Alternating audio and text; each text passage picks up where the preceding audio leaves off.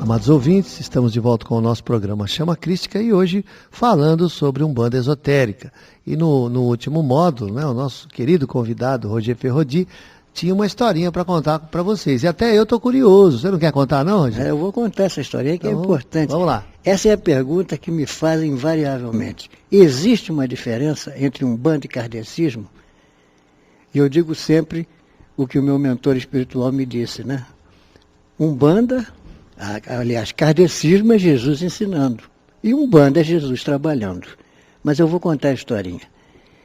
Minha vizinha trabalhava num grande centro no Rio de Janeiro, no centro de Umbanda, a Tenda Mirim. E o marido dela era o cambono, né? Aquele que auxilia nos trabalhos.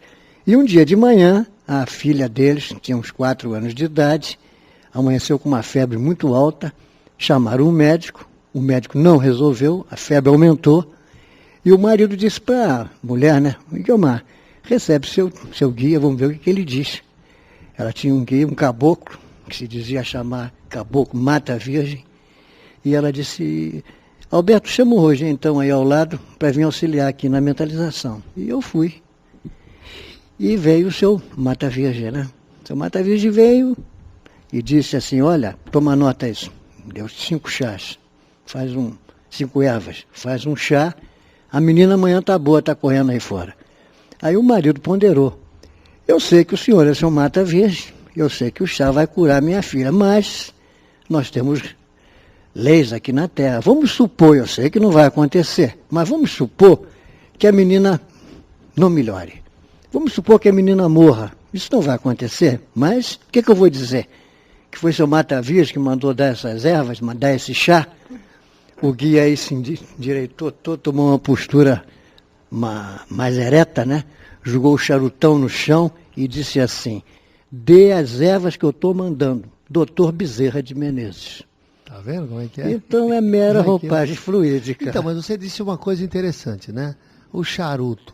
Por que se usa o fumo, se usa o charuto ou o cachimbo na Umbanda ritualística?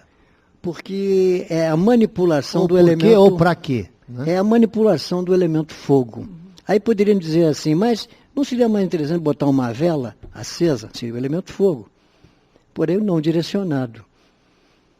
O charuto ou o cachimbo, eles endereçam a fumaça justamente para queimar larvas, miasmas e aquilo que vem agregado às vezes na aura do consulente. E aí não haveria, Roger, agregado ao elemento fogo, o vegetal também, o éter do vegetal que é trabalhado, tudo isso, a erva que é queimada? Exatamente, porque eles usam ervas especiais nos cachimbos. Perfeito. É mais ou menos como a questão da defumação. É a mesma coisa, só que tem que ter um guia espiritual ou um protetor que está justamente emitindo aquele elemento fogo. É interessante hoje, é uma coisa que acontece às vezes na Umbanda, até para mim, agora eu entendo, né, que às vezes o médium, né, incorporado, ele bebe às vezes, ou fuma, e depois que acaba o trabalho ele não tem nem o cheiro do fumo e nem resquícios do álcool, porque isso é um trabalho energético. Ramatiz nos explica isso na obra Magia de Redenção. Você podia dar um alô? O porquê? Como é que acontece isso? Aquilo é um trabalho energético? Por que não fica resquício? É um trabalho energético, mas acontece o seguinte, com a questão do álcool, só ingere álcool entidades de mais baixa vibração. Porque quanto mais luz possui a entidade, menos ação ele tem sobre a matéria. Perfeito. E uma entidade de mais baixa vibração, ele tem uma ação muito grande na matéria. Então o aparelho bebe apenas a água contida dentro da cachaça ou do álcool, que seja, né? E a entidade, então, bebe aqueles eflúvios alcoólicos para determinados trabalhos específicos. Mas é um erro se supor que na Umbanda verdadeira, na Umbanda que visa a libertação do homem, não é? As entidades se encharcarem de bebidas. Não acontece isso. A pólvora é a mesma coisa? A pólvora é para deslocar camadas vibratórias, mas deve ser sempre queimada em ambientes abertos, para poder haver a volatização, para poder haver a dispersão daqueles... Se você queima no salão fechado, você não o fluido continua ali. Exato, você não obtém resultado nenhum. Ah, perfeito. Então, as coisas interessantes, né? O Por exemplo, uma coisa que todo mundo tem dúvida, né? É a questão da pombagira.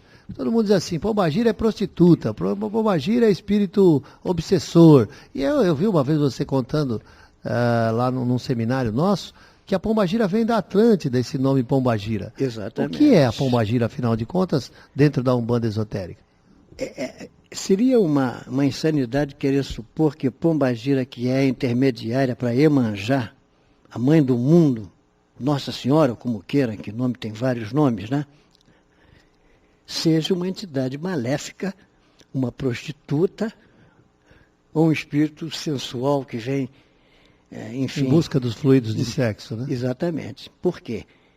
Porque ela é intermediária para Iemanjá. Para cada orixá tem um Exu guardião. Pombagira é um Exu guardião. E por que esse nome Pombagira? Porque na Atlântida eles faziam umas procissões no dia de Iemanjá. E nessas procissões, eles levavam um estandarte amarelo, que tinha uma pomba de asas abertas nesse estandarte, simbolizando a ação de Kundalini, a libertação de Kundalini, que girava pela coluna vertebral até atingir o chakra coronário superior, dando a libertação total. Explica para os nossos ouvintes o que é Kundalini, senão o pessoal vai ficar... Existem 3 forças que nós conhecemos do Sol, que é Kundalini, Prana, ou energia vital, Nós já falamos e aqui. Forrat, ou eletricidade. Muito bem, Kundalini dorme no homem atual. É uma energia que vem do centro da Terra, vem do Sol, energetiza o centro da Terra Exatamente, e sobe. E pode também descer, né? Entra pelo nosso centro básico Pelo e centro irriga toda a coluna, todos os Exatamente, ele sobe abrindo todos os chakras, os outros 6 chakras. Perfeito. E aí simbolizava a libertação dessa força que muitas vezes domina e não é dominada. E eles, então...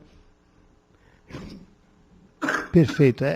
Realmente... Ficou esse nome perfeito. Absurdo, né? Eu entendi. Beatriz, você quer fazer alguma colocação a respeito da questão da pombagira? Estou aqui me deliciando, ouvindo tudo. E é mesmo, a pombagira é um símbolo de muita curiosidade. Pois é, para e o todos que se nós. observa geralmente são entidades artificiais, ou seja, pensamentos, formas, ou então produto da imaginação do médium, enfim. Mas não a verdadeira pombagira. É importante isso que você está falando, né? Porque desequilíbrio, né? O Ramatiz, inclusive, nos fala, eu achei bonito essa explicação sua, que o Kundalini é uma energia tão poderosa, né, que ela muitas vezes acaba controlando a pessoa e não sendo controlada. Exatamente. Ele diz que, por exemplo, Rasputin, Hitler, alguns desses grandes líderes perderam o controle de Kundalini. E Exato. tinham um grande poder, mas para o mal. Porque Outros, ele desce, né? outros como Buda, inferiores. como Buda, como Jesus, como Francisco de Assis, também tinham uma grande força de Kundalini, mas controlada pela sua virtude, é isso? Exato, porque quando o Kundalini sobe, ele liberta. Quando o Kundalini desce, ele escraviza. Quando ele irriga os centros superiores... Exatamente. Porque ele vai abrindo os outros chakras, botando os outros chakras para trabalhar, até atingir o do alto da cabeça. Colocando fogo, né? Fazer um comentário. Exatamente. Deixa o Sérgio aqui que ele vai fazer um comentário sobre isso. As casas espíritas, nos trabalhos que antecedem alguns trabalhos de obsessão, e inclusive trabalhos a nível mediúnico, utiliza dessa técnica para fazer reativação dos chakras. Então, é captado o Kundalini, energizado chakra a chakra, até que haja, isso que ele está falando, um ganho de velocidade, equilibrando esse senso de força. Quer dizer, as práticas que nós estamos percebendo aqui, utilizadas na Umbanda, também é usada nas casas espíritas. Com a mesma nomenclatura, inclusive. Na verdade, viu, Sérgio, o que a gente percebe cada vez mais aqui em Chama Crística é a essência do projeto Bandeirantes da Luz. É que todo mundo faz a mesma coisa e busca a mesma coisa. Às vezes o projeto, na verdade, é um grande tradutor, né? Justo. Às vezes a forma, o linguajar, a ideia, vamos dizer assim, o ritual, a apresentação, quer dizer, a forma difere, mas o fundo é o mesmo, né? Talvez não temos amplitude da utilização, como é usado em outras filosofias. Mas os princípios são os mesmos. E essa troca vai enriquecendo a todos nós, né? Sem dúvida. E nós vamos crescendo cada vez mais. Rogério, você falou uma coisa aí interessante, que todo orixá, né, tem como intermediário um Exu. Ué, mas Exu não é espírito que só vem para acabar com a pessoa, que só vem para desgraçar a vida dos outros, que a gente ouve falar aí. Ah, o Exu, não sei das quantas, acabou com fulano, o Exu veio lá e vai acabar com a casa. Como é que é esse negócio? O que significa Exu? Bom, Exu já é uma palavra que eu não gosto, porque é pejorativa, né? E o termo certo seria agente mágico universal. Por quê? Porque esse dito Exu é o agente da magia. Assim como o espírito da natureza é o agente da natureza, é os espíritos da natureza, assim é o dito Exu. Porque essa palavra é relativamente recente. Ela aparece naquele cisma que houve na Índia, pré-védica, em que deu origem a duas escolas, a jônica e a... Qual é a outra mesmo, Sérgio? Me ajuda aqui que eu estou velhinho, estou andando meio esquecido. Não foi o Vedanta. A dórica. Dórica. Jônica e a dórica. O príncipe Irshu, veja a similitude do nome, ele foi expulso da Índia, que eram os chamados adoradores da lua. E da outra eram os adoradores do sol. De Krishna. Exatamente. E foi justamente isso que deu origem à expulsão dos ciganos, né? Da Índia pré-védica, né? E esse nome ficou como o banido, o maldito. E no hebraico veio a palavra Exud, que quer dizer também